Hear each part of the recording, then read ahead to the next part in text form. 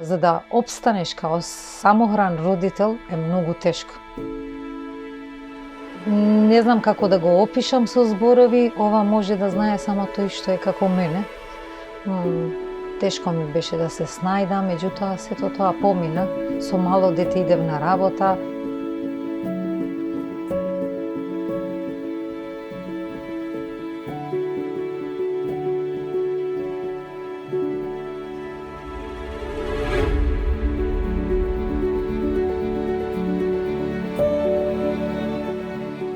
Во првите години го носев со мене уште 4,5 наутро, а тој немаше ни 2 години мојот син, така да во автобус порасна, а не само работата и другите обврски.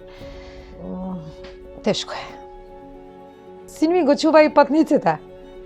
Со нив комуницираше, се дружеше во рибарско столче малечки, тука спиеше, седеше, јас и возев.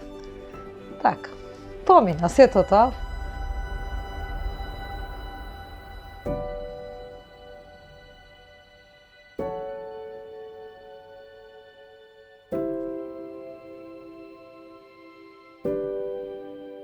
Јас не сум задоволна од многу институции, како прво од судијата кој ме осуди, иако не бе виновна, за 240 денари кои не ги должев за близу, кај што платив 1000 евра. Извршител идев секаде, Министерство за правда, секаде кај јавниот правобранител, секаде сум се обраќала така да сите ми одговорија дека тој бил не е јавна институција, дека ништо не можат.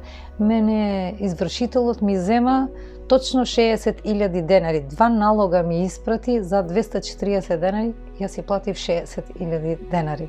Ова не е во ред да му се скратат правата на моето дете.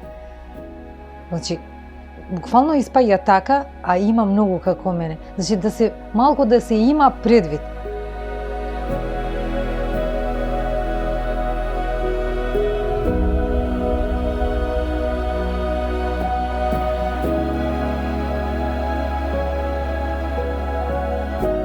Можем да напоменам еден случај за 8 март. Ме чекал господин на постојката на Бисер цел ден со цвет. А дента јас не отидов на работа, ми го дадоа слободен и утредента ми го донесе цветот.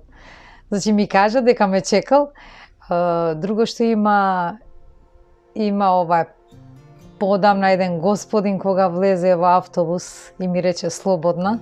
Тогаш користевме слободни карти и ја му кажав, јас му одговорив дека не сум слободна, дека сум на работа. Има интересни случаи, значи со луѓе се работи, луѓето се фини, добре, малку се тие што се нецивилизирани да кажам, повеќето се добри. Тоа ме исполнува мене, и возењето, и со народ.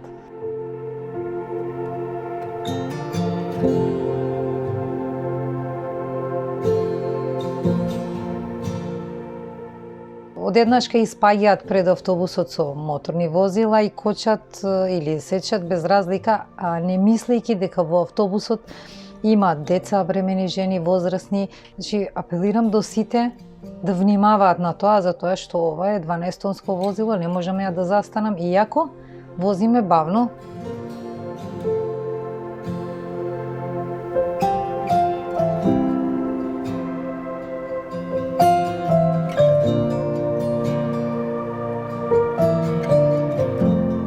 Ми фалат и учениците. Тие се многу проблематични, неколку. И тие ми фалат. Значи, дај Боже што побрзо да помине сето ова и да се враќаме во нормала. Инаку, тажно е.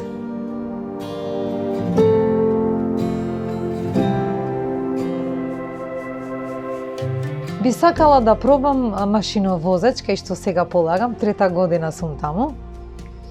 Што еден испит ми е многу тежок, еве трет пат ќе го полагам, малку е потешко можеби заради возраста, не знам, за учење.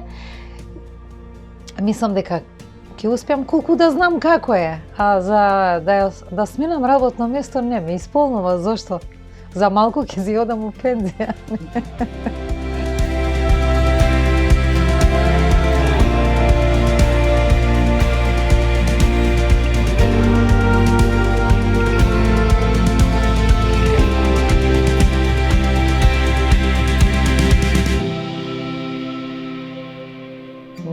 нема разочарување, значи животот е тоа.